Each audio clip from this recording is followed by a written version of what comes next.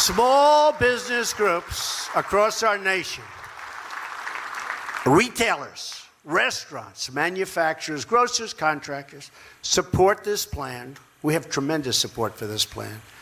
Tremendous. Because these massive tax cuts will be rocket fuel. Little rocket man. Rocket fuel for the American economy.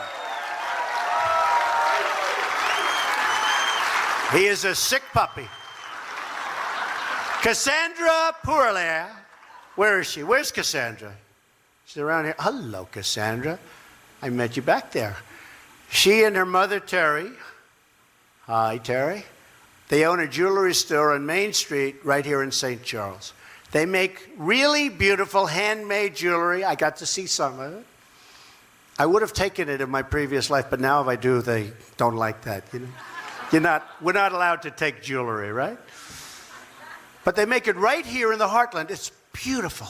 Our tax plan will ensure that Cassandra can keep growing her business, keep creating jobs, keep giving back to the community that she loves, and just make her more and more successful. I assume you like that, right?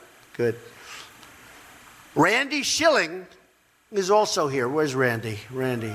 Hello, Randy. He's the founder of OPO. That's an interesting name. It's called OPO Startups, and a member to dozens of small businesses in the St. Charles area. He's a mentor. He really mentors a lot of the businesses, and he's respected. He also did a terrific job renovating the old post office on Main Street, something I know something about, old post offices. Did he do a good job, by the way? I hear. They said yes, Randy. If he did a bad job, I'm going to stop right now. I'll just say, good luck, Randy. They said you did a good job. I know you did. Randy knows firsthand how the high tax burden is holding America's small businesses back, and our tax cut plan will unleash them to thrive like never before. He understands our plan, which will provide relief from the horrible, crushing, unfair estate tax, also known to many as the death tax. We want to make it easier for loving families to pass on their life's work to their children. Be nice.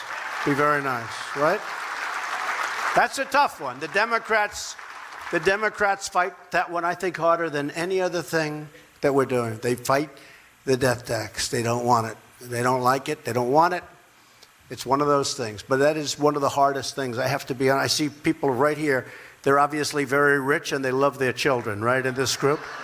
They love their children. They're very rich. They want to pass on what they have without having to have the kids sell the property, mortgage up half of it.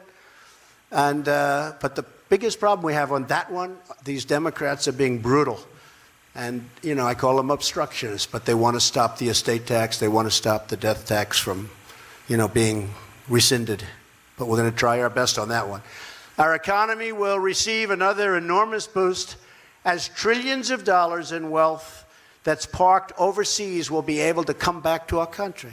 Now, this is one that's interesting because for years, Republicans and Democrats agreed. You have Apple and you have these great companies having billions and billions of dollars overseas. Now, who doesn't want the money to come back? But to show you the lack of leadership that this country had in the past, the Republicans want it and the Democrats want it, and nothing ever happened. You could have passed that one easy. In fact, we're just throwing it into this bill. I could have had a separate bill on that one, I think. Don't you agree, fellas? I could have had a separate bill on that one and gotten it passed in record time. But I figured I'd put it here, because it is actually popular. But it used to be $2.5 trillion. You know what that is? Trillion. Money you can't bring back in. It's prohibitive, both in complexity and in the amount of tax you have to pay. So nobody brings back in. $2.5 trillion. But $2.5 trillion, I've been saying for 6 years. I think now it's $4 to $5 trillion. All that money is coming back into the United States, and it's going to be invested in our country instead of sitting and helping others. We want our own help. Right? It's sort of an easy one. Last year, American multinational companies left more than 70% of their foreign profits overseas because the current tax system penalizes them for bringing that money back home. They actually get penalized. Our plan switches to a territorial tax system that encourages companies to return their profits to America, right here to the United States, where that money belongs, going back to work for you. Territorial. If we want America to thrive in the 21st century, then we must stop running from the competition. And instead, we must start totally winning and winning and winning again. Remember when I used to say, we're going to win so much? We're going to win that the people of Missouri are going to go to your governor and they're going to say, Governor, please go see the president. We can't stand winning so much. Remember, I used to say that, right? I used to say it, and that's what's happening. That's what's happening. And then the governor's going to come to that beautiful historic Oval Office. He's going to say to me, Mr. President, the people of Missouri cannot stand all this winning. They don't want to win so much. They love the old way, where they had lousy job numbers, lousy economic numbers, lousy. They loved it. Please, Mr. President, please not. And I'll say, Governor, I don't care what they say in Missouri. We're going to keep winning and winning and winning and winning. Remember? That's right. I used to say that. I had fun with that. But we are winning. We're winning again. We're winning a lot bigger than anyone ever thought possible for such a short period of time. For too long, our tax code has incentivized companies to leave our country in search of lower tax rates. That happens. Many, many companies, they're going to Ireland, they're going all over, they're going all over Asia, but they're stopping because they now want to take advantage of what's happening and what we're about to pass, hopefully. My administration rejects the offshoring model. In other words, let's build a factory in another country. Isn't that wonderful? That really helps us a lot. Fire everybody, and let's build the product, and let's send it in without tax back into the United States. That model doesn't work for me. It never worked, and it shouldn't have worked for any of our other past presidents, believe me. Our new model is the American model. Call it the Trump model, where we build it here. As much as possible, we build it here. Simply put, our tax plan is anti-offshoring and 100% worker, 100% pro-America. Under the American model, we're reducing burdens on our businesses as long as they do business in our country. Okay? They do business here. Now, we love Mexico. It's a wonderful place. But I don't like when our car companies move to Mexico, fire everybody, build the same car in Mexico, send it through our borders with no taxes, no nothing, and we buy the car. Same price. We buy the car. In the meantime, what do we get out of it? We get no tax, and we get unemployment all over. That's stopping. So now the plants are starting to move back. And now there's a price to pay when they do that little number on us. That's how we all succeed and we grow together as one team, one people, as one American family.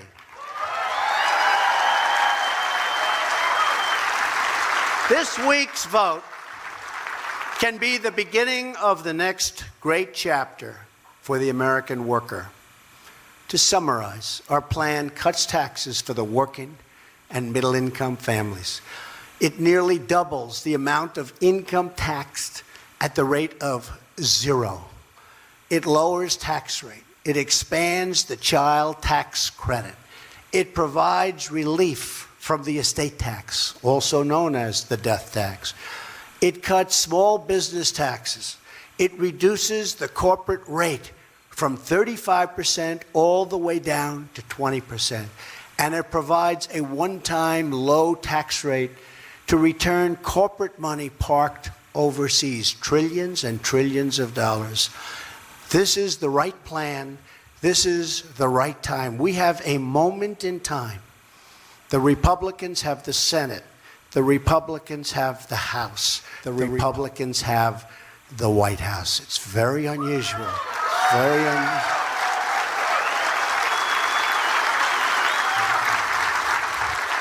This is our chance to free our economy from our workers, from the terrible tax burdens. We have workers that are so burdened with taxes.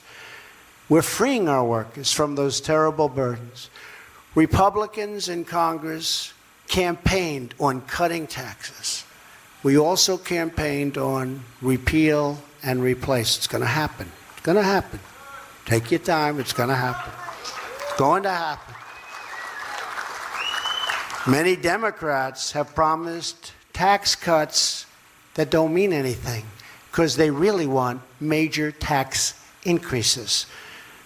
Senator Claire McCaskill, have you ever heard of her? Is doing you a tremendous disservice. She wants your taxes to go up. She's weak on crime. She's weak on borders. She's weak on illegal immigration. And she's weak on the military. Other than that, I think she's doing a fantastic job.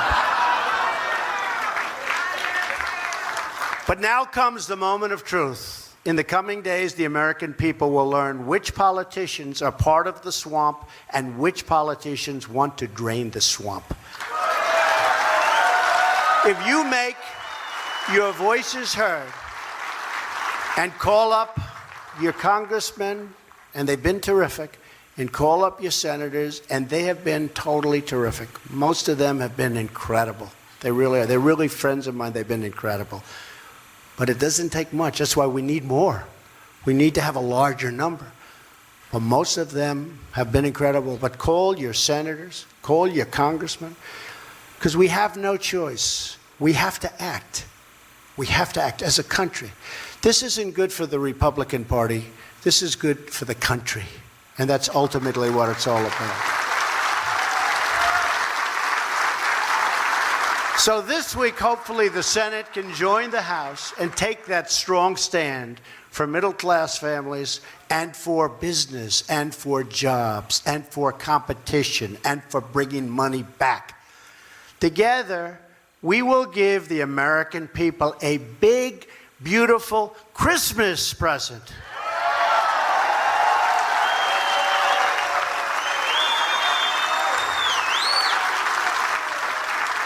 And remember, I was the one, when I was here last time, I said, we're going to have Christmas again. I was the one that said, you go to the department stores and you see Happy New Year and you see red and you see snow and you see all these things. You don't see Merry Christmas anymore. With Trump as your president, we are going to be celebrating Merry Christmas again, and it's going to be done with a big, beautiful tax cut.